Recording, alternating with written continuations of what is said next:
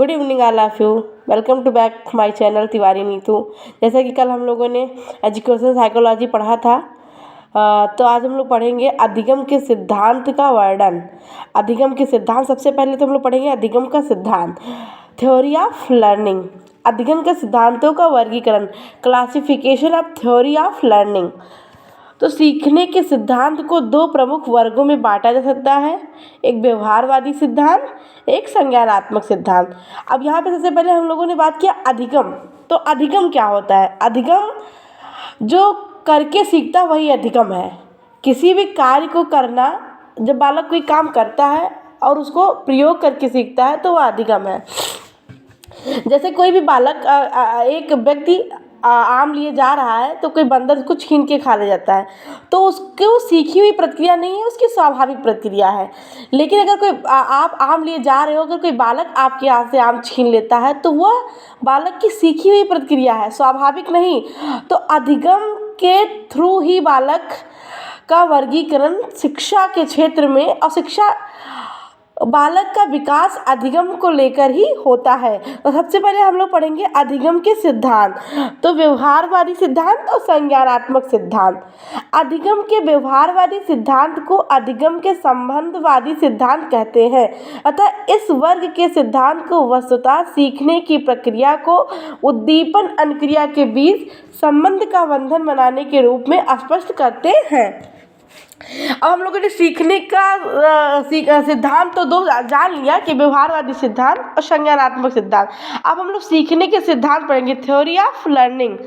तो सीखने के सिद्धांत में उद्दीपक अनुक्रिया का सिद्धांत, पुनर्वलन सिद्धांत, थार्नडाइक स्किनर पावलोव का सिद्धांत, शास्त्रीय संज्ञानात्मक सिद्धांत, आधुनिक संज्ञानात्मक सिद्धांत, वाटसन, गुथरी, एट्स आदि का सिद्धांत। आप लोग इसको देख के राइट भी कर लीजिएगा। ये प्रॉपर तरीके से आप लोग को नोट्स मिल रही है तो आप लोग इसको देख के राइट कर लीजिएगा। अब हम आगे बढ़ते हैं। अब हम लोग पढ़ेंगे अधिगम के प्रमुख सिद्धांत। तो अधिगम के प्रमुख सिद्धांत में सबसे पहले है पावलोव का अनुकूलित अनुक्रिया का सिद्धांत, Pavlovian candidate reposition theory, Thorndike का उद्दीपक अनुक्रिया का सिद्धांत, Thorndike SR bond theory, Skinner का सक्रिय अनुबंधन का सिद्धांत, स्किनर ऑपरेंट कंडीशन, पावलोव का अनुकूलित अनुक्रिया का सिद्धांत। अब सबसे पहले तो पावलोव ने किस पे प्रयोग किया था, किस क्षेत्र में प्रयोग किया था, उसके बारे में पूरा आज हम लोग जानेंगे। तो सबसे पहले पावलोव का अनुकूलित अनुक्रिया का सिद्धांत, तो प्रतिपादक थे ये आईपी पावलोव। प्रयोग इन्होंने कुत्ते पर किया था। प्रथम चरण, इनको दो भागों में बांटा गया कि प्रथम चरण और द्वितीय चरण। तो जो प्रथम चरण में हुआ वो स्वाभाविक उद्दीपक यो स्वानुक्रिया, यूएसआर, जैसे कि कुत्ते के मुंह से लार गिरना, तो लार गिरना उसका स्वाभाविक नहीं है। जब भोजन रखा जाता है और घंटी बजती है तो एक बार भोजन मिलने के बाद दोबारा उसी टाइम पे घंटी बजती है तो कुत्ते के मुंह से लार गिरने लगता है, तो वो उसकी स्वाभाविक क्रिया नहीं है, सीखी हुई क्रिया है। तो सबसे पहले यूएससी भोजन, यूएसआर लार, अस्वाभाविक उद्दीपक, स्वाभाविक उद्दीपक। तृतीय चरण में ये घंटी बजने से ही कुत्ते के मुंह से लार गिरने लगती है। तो जो तृतीय चरण में अस्वाभाविक अनुक्रिया है, आप लोग इसको भी देख लीजिए, अस्वाभाविक अनुक्रिया है वह अनुकूलित अनुक्रिया, मतलब वो अपने क्षेत्र में कार्य करना प्रारंभ कर देता है। अब सबसे पहले हम लोग गुण जान लेंगे, भय निवारक, सामाजिकरण में सहायक, अनुशासन विकसित करना, स्वभाव व आदत निर्माण, अधिगम सिद्धांत। इनको नोबेल पुरस्कार भी प्राप्त हुआ था और पावलोव ने रूस के रहने वाले थे। प्रयोग इन्होंने कुत्तों पर किया था और इनका मुख्य उद्देश्य था लार गिरना। उद्देश्य ये था कि कोई भी बालक, अब ये लोग यूएस का चार्ट देख लीजिए, जैसे कि US UR, US plus CS, UR इसका मतलब भोजन लार बहना, भोजन घंटी बजना, लार बहना, घंटी बजना, लार बहना। अब हम लोग पढ़ेंगे इनके उपनाम। तो पावलाव, जैसे कि पेपर में सीधे सीधे ये नहीं पूछेगा कि पावलाव का अनुकूलित अनुक्रिया के सिद्धांत, वो तो कोई भी नाम से पूछ सकता है। तो शास्त्रीय अनुबंधन का सिद्धांत, उपनाम शास्त्रीय अनुबंधन का सिद्धांत, क्लासिकल अनुबंधन का सिद्धांत, अनुकूलित प्रत्यावर्तन का सिद्धांत, संबंध प्रत्यावर्तन का सिद्धांत, यांत्रिक अधिगम का सिद्धांत, सहज अनुक्रिया का सिद्धांत, यांत्रिक अधिगम का सिद्धांत, अनुक्रिया द्वारा सीखना, प्रतिस्थापक का सिद्धांत। अब इनके प्रयोग में गिलफोर्ड वैज्ञानिक थे, उन्होंने कहा था कि जब दो उत्तेजनाएं बार बार एक साथ दी जाती हैं तो पहले नई बाद में मौलिक जो प्रभावशाली हो और नई उत्तेजना भी प्रभावशाली बन जाती। देखो इसमें कहा गया कि जब दो उत्तेजनाएं, जब किसी चीज़ का दो बार टकराव होगा, बार बार एक साथ दी जाती है तो पहले नई जो नई योजना होती है उसका भी मौलिक प्रभावशाली हो जाता है और जो उसके साथ टकराती है उसकी उत्तेजना भी प्रभावशाली बन जाती है। अब इसमें है प्रेरणा, आशा, पुनरावृत्ति और बालक उत्तेजना का अनुपस्थित। अब हम लोग पढ़ेंगे थार्नडाइक का उद्दीपक अनुक्रिया अनुबंधन। तो सबसे पहले हम लोग पढ़ेंगे प्रयास एवं त्रुटि का सिद्धांत। तो प्रयास एवं त्रुटि का सिद्धांत सीधा सीधा अधिगम पे जाता है। कोई भी बालक कोई कार्य करेगा तो सबसे पहले उसके अंदर गलतियां होंगी, गलती कर करके सीखेगा। तो प्रयास एवं त्रुटि का सिद्धांत, तो सबसे पहले इसके वैज्ञानिक थे, प्रतिपादक थे एडवर्ड थार्नडाइक। प्रयोग इन्होंने भूखी बिल्ली पे किया था और उद्दीपक इनका था मछली मांस का टुकड़ा। अब हम लोग इनके उपनाम पढ़ेंगे। तो उपनाम में सबसे पहले तो हम लोग एसआर थ्योरी, उद्दीपक अनुक्रिया का सिद्धांत, आवृत्ति का सिद्धांत, संबंधवाद का सिद्धांत, अधिगम का सिद्धांत, प्रत्यावर्तन का सिद्धांत, संयोजन का सिद्धांत। अब हम लोग प्रयत्न भूल का सिद्धांत। तो जो प्रयत्न भूल का सिद्धांत होता है ये मैथमेटिक्स में जरूर प्रयोग किया जाता है, क्योंकि अब हम इनके गुण पढ़ेंगे। चलना, बोलना, भोजन करना, आशावादी प्रवृत्ति, धैर्य, परिणाम, गणित, विज्ञान, समाजशास्त्र के लिए उपयोगी। जैसा मैंने बताया ना कि प्रयत्न भूल, कोई भी फार्मूला अगर आप लगाते हैं तो उस पर आपको एफर्ट्स डालने होंगे, मेहनत करना होगा।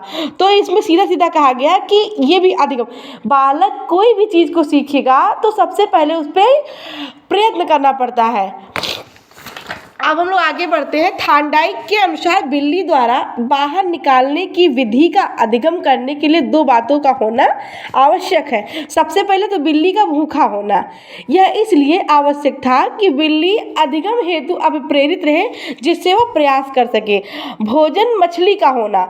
अब आपसे अगर कोई क्वेश्चन पूछ ले कि मछली मरी हुई थी या जीवित थी, तो मछली मरी हुई थी और जिससे वह भूख मिटा सके। सीखने के मुख्य नियम, सबसे पहले अधिगम में मोस्ट इम्पॉर्टेंट होता है मुख्य नियम। तो इसमें होते हैं एक मुख्य नियम और एक होता है गौण नियम। तो मुख्य नियम में आते हैं तत्परता का नियम, अभ्यास का नियम एंड प्रभाव का नियम। और अधिगम के गौण नियम में आते हैं आवृत्ति का नियम, मनोवृत्ति का नियम, अपक्रिया का नियम, आंशिक क्रिया का नियम और सदस्यीकरण का नियम और साक्षर परिवर्तन का नियम। अब हम पढ़ेंगे स्किनर का सक्रिय अनुबंधन का सिद्धांत। स्किनर प्रतिपादक थे बीएफ स्किनर। प्रयोग इन्होंने चूहे पर किया था 1930 में, कबूतर पर भी प्रयोग किया था 1943 में। ये दो प्रकार के व्यवहार को बताए थे, एक प्रतिक्रियात्मक व्यवहार, एक क्रिया प्रसूत व्यवहार। तो जो प्रतिक्रियात्मक व्यवहार होता है वो उत्तेजक की देन होता है और जो क्रिया प्रसूत व्यवहार होता है वह स्वेच्छा पर आधारित होता है। स्किनर सबसे अधिक अनुक्रिया पर जोर दिया है। इनके उपनाम है एसआर थ्योरी, नैमित्त अनुबंधन का सिद्धांत, क्रियात्मक प्रतिबद्धता का सिद्धांत, सक्रिय अनुबंधन का सिद्धांत, अभिक्रमिक अनुदेशन का सिद्धांत। इनके गुण थे बालक की अनुक्रिया द्वारा सक्रियता सिखाना, छात्रों को तत्कालीन पुनर्बलन देना चाहिए, विद्यार्थियों के परिणाम शीघ्र घोषित करना चाहिए, नकारात्मक व्यवहार को नकारात्मक पुनर्बलन से रोकना चाहिए। अब हम लोग अनुक्रमित अनुदेशन के बारे में थोड़ा बहुत जान लेते हैं। शैक्षिक सामग्री के छोटे छोटे पदों में विभाजित कर उसे इस प्रकार श्रृंखलाबद्ध करने की प्रक्रिया है जिसके सहारे अधिगमकर्ता जहाँ तक जानना है या ज्ञान होता है उसके आगे के अज्ञान एवं नवीन ज्ञान को स्वयं सीख सके। दूसरे शब्दों में हम कह सकते हैं कि अभिक्रमिक अनुदेशन शिक्षण अधिगम की एक विधि है जिसमें अधिगम के स्रोत साधनों एक सामग्री को नियोजन और संगठित करने का प्रयास इस प्रकार किया जाता है। अब हम लोग सबसे आखिरी और सबसे महत्वपूर्ण पढ़ेंगे सूच का अंतर्दृष्टि का सिद्धांत। तो सूच का सिद्धांत प्रतिपादक थे वर्दीमर, प्रयोगकर्ता थे कोहलर, सहयोगी थे कोफका, प्रसिद्ध थे 1920 थ्योरिया जैक गेस्टाल्ट, प्रयोग थे वनमानुष सुल्तान। गेस्टाल्ट मनोविज्ञान के अनुसार जब हम वातावरण में किसी वस्तु का प्रत्यक्ष करते हैं तो हम उसकी आकृति, प्रतिमान और विन्यास के प्रति प्रयोग करते हैं। इसमें ये आता है कि सूझ का सिद्धांत कि कोई भी कार्य को सूझ से भी सीखा जा सकता है। जैसे कि इन्होंने एक बॉक्स में बंद कर दिया और उसमें केले रख दिए और बाहर छड़ी रख दी और केले को ऊपर टांग दिया, तो जो सुल्तान था वनमानुष वो जाके केले को कई बार उछल कूद के किया। उसके बाद उन्होंने देखा, अपना दिमाग लगाया, दिमाग लगाया और उस छड़ी को अंदर लिया और एक छड़ी को दूसरी छड़ी से जोड़ के केले को निकाल के और अपना भोजन प्राप्त कर लिया। तो इनके सिद्धांत के मुख्य नाम है गेस्टाल्ट सिद्धांत, समग्रवादी सिद्धांत, पूर्णकार सिद्धांत, पूर्ण से अंश की ओर तत्कालिक ज्ञान का सिद्धांत, समस्या का गुण, समस्या का पूर्ण रूप से प्रस्तुतीकरण, कठिन विषयों के लिए उपयोगी, रचनात्मक कार्यों के लिए उपयोगी, स्वयं खोज करके सीखना। अब आप लोग इसको राइट कर लीजिएगा देख के। आप लोगों को मेरा वीडियो कैसा लगा please like, comment and subscribe करके बताएं।